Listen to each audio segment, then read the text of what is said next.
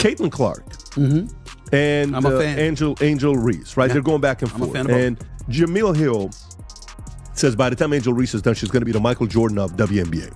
She said about Angel Reese? She said Angel Reese, by the time she retires, can you pull up this quote?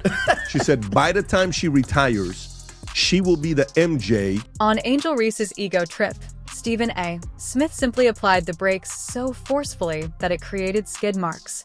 And believe me, this ISNTNE Netflix series featuring a predetermined decline in popularity, Angel made a move that caused everyone on the internet to gasp. Wait, really?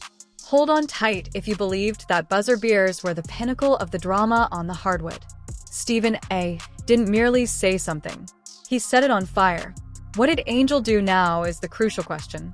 Get ready. It's not about black and white. It's about that white player and that black player. Why? Because of the history that they had before they came to the WNBA. You see, it was all instigated. If Angel Reese was never in Caitlin Clark's face, taunting her the way that she did when mimicking what Caitlin Clark was doing to numerous opponents en route to the Final Four. And then Angel Reese and LSU busted living you know what at that particular moment in time. And Angel Reese was in her face chirping at her the way that she did. It would have never gotten to this point. For points. Yes, exactly. While sitting on a pile of rebounds, Angel Reese scored an incredible 4 points as though she were on a scoring diet. Angel failed to take advantage of the fact that Caitlin Clark was iced on the bench, like she was posing for a sports drink advertisement, partly wrapped in hope and the other half in ice. Even though she had the ball, the limelight, and the opportunity to shine, her stat line is blatantly unimpressive. If you're eagerly awaiting Reese's next gaffe, leave a comment below and let the baby giraffe know. Come on. First of all, it's not a rivalry. Not when you lose about 35 points. That's true. It's not rivalry. Indiana Fever's on a different level than the Chicago Sky. Let's get that out the way. Secondly, as much as we love Angel Reese because she is special, she's not Caitlin Clark as a player. Caitlin Clark is on a different level. We just have to own it. This performance was less I'll show them and more oops. I forgot where the hoop was. Angel's effort was so unimpressive that it could have been accompanied by a simple apologies card. Yet the national narrative showed Caitlin Clark being sidelined, but still having an impact on the game. For points, a stat line is not what that is. Someone who just realized they are auditioning for an exit interview is making a scream for assistance. Most fans were excited to see Caitlin Clark and Indiana Fever take on Angel Reese and the Chicago Sky. The game was a blowout as the Fever beat down Chicago 93-58, with Clark's triple-double leading the way. But the biggest headline coming out of the game on Saturday is the investigation the WNBA is conducting into allegations of hateful fan comments directed at Angel Reese. It happened after this play when Clark slapped at the ball after Reese grabbed an offensive rebound. All right, of course. She managed to snag those 12 rebounds. Indeed, she handles them as though they were money. For example, every Chick-fil-A meal is complimentary. However, rebounds without buckets are merely a way to get participation awards. She's behaving as though hitting double digits is easy. Here's the opportunity to do more, as the WNBA stated. Nah, I'll pass, she replied. She seems to be treating scoring like a luxury good, not essential, but nice to have. Angel Reese, part 38, let's get it! Life throws her lemons. She makes bricks. Bang! PSA to anyone watching, she is right-handed. Right-handed, by the way. She missed the rim by 3 feet, man. Bang! I gotta say, this is my favorite summer sitcom. Pecan? Butter pecan? Bang! Here's a stat. She's been blocked 20 times, and she's only made 21 hoops. What? Bang! You know, even the broadcast crew tries damage control, and it's a difficult night. She did contribute elsewhere, though. How else? Perhaps with a brief appearance on a reality program. Wearing sneakers that hadn't been worn since college, she spent the evening jogging laps. She even appeared to be mentally applying for a spin-off series as the camera captured her in a glaze. The WNBA's true stat hoarders, who believe that appearances are more important than numbers. Hashtag. Because I was calling it from day one. You got people that are resentful towards her. But it's really not about her, guys. It's about what she represents. before she ever came along, there were a lot of outstanding basketball players who happened to be black females that was doing their thing on the WNBA level. And they never got this kind of shit. Look, Angel used to enter with a swagger that lasted for days.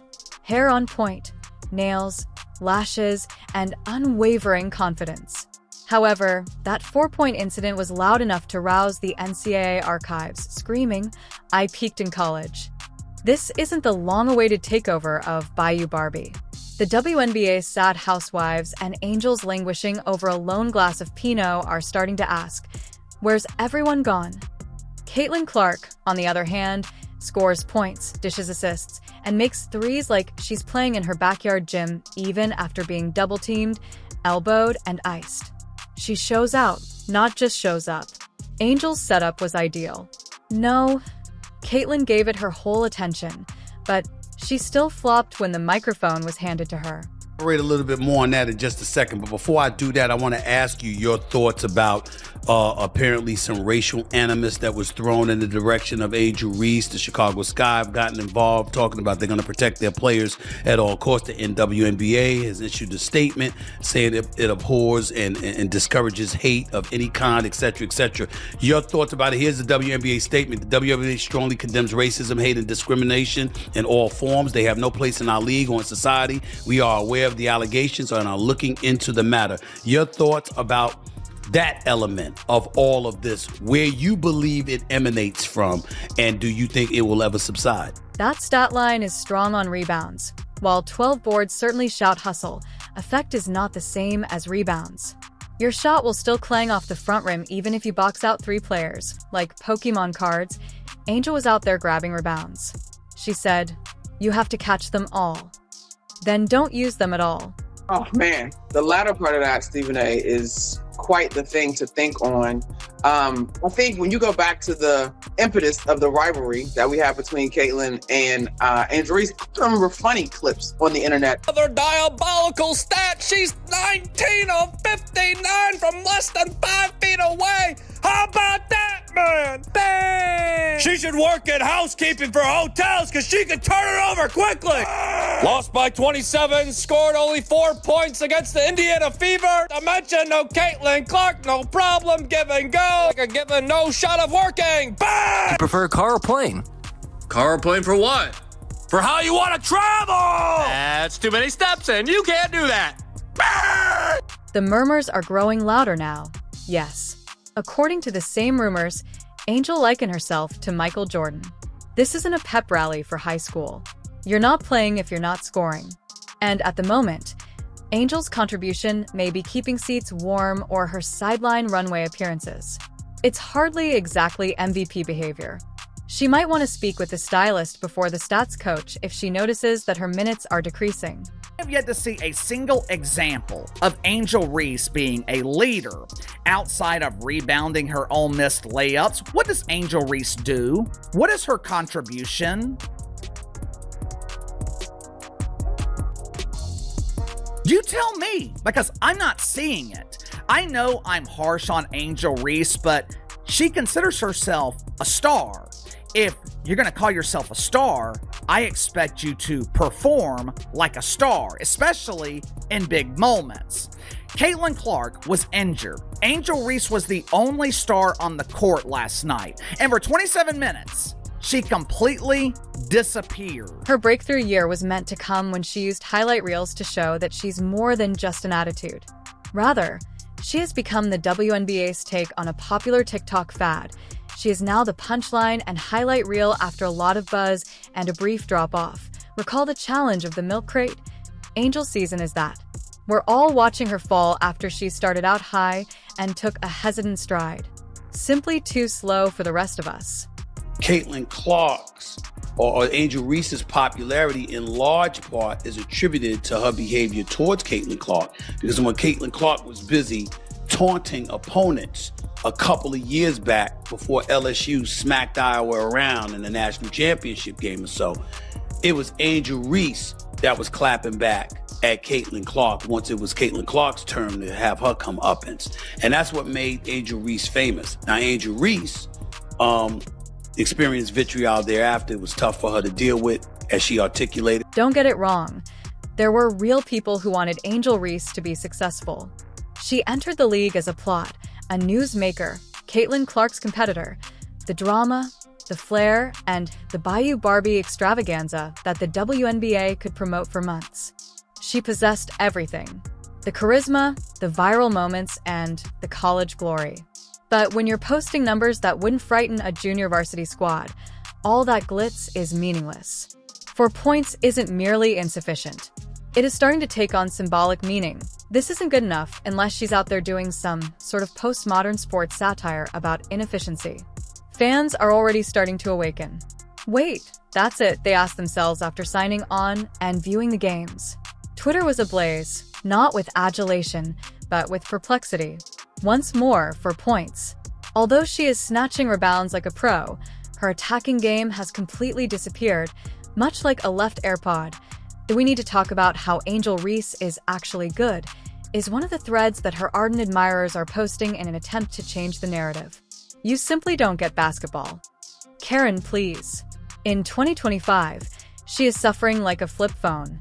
Oh, there's a lot of reaction coming in from last night's drubbing, destruction, annihilation, cremation, whatever you want to call it, roasting, sauteed, whatever your form of cooking may be. But the Indiana Fever absolutely dismantled the Chicago Sky. And the reason this is so obvious is that Caitlin Clark, yes, the girl who is injured and not playing, continues to dominate the league's discourse.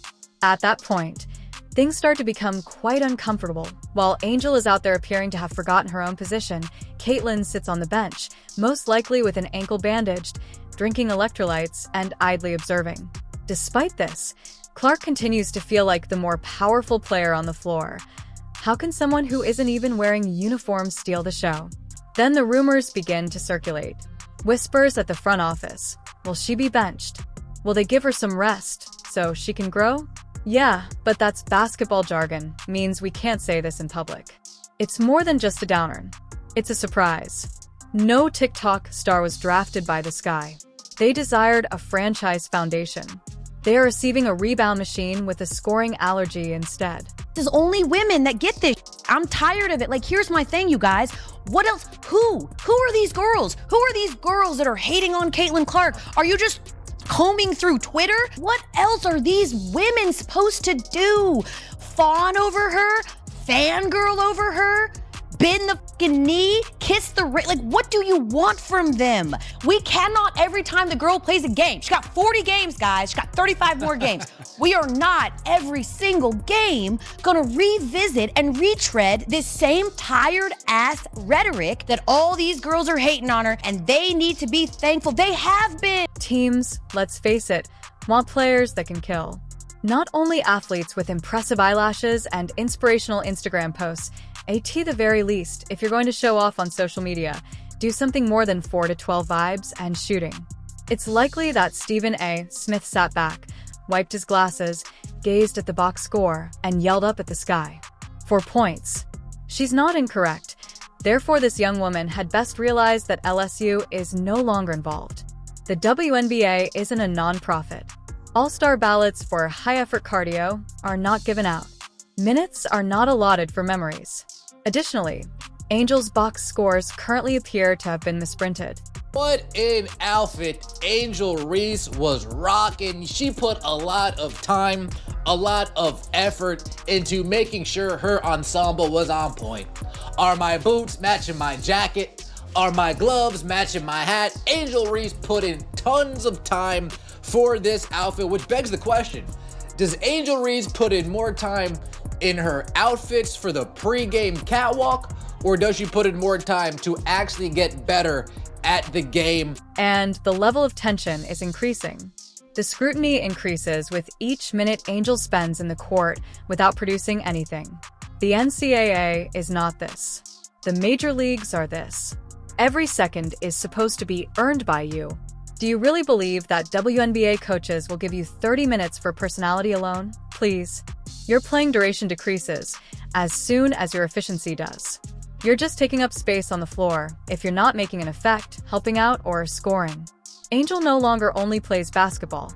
In a league that will forget about Buzz more quickly than a Twitter fad, she is struggling to remain relevant. Goose comes along, and she wreaks havoc. She's the Rookie of the Year. She's 4th in the league in MVP voting. 4th in the league, her rookie year. Wow. Outstanding.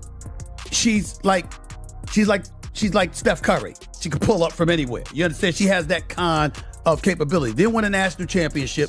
Lost to LSU one year. We lost to South Carolina another year. But she's outstanding and clearly worthy of being the number 1 overall pick. And what I was saying to everybody is ride the wave. Rising tide lifts all boats. Thus, the stakes have shifted. Potential is no longer the focus of this discussion. This has to do with performance. She either recovers quickly or the hype that never materialized, Angel Reese, will be the subject of an ESPN documentary in 10 years.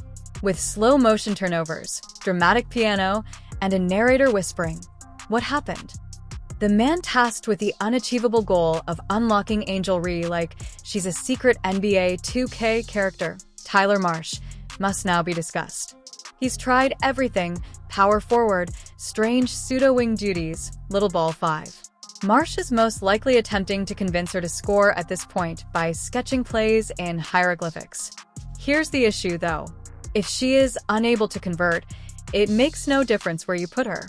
Rearranging the furniture in a haunted house and wondering why the ghosts are still there is analogous to this.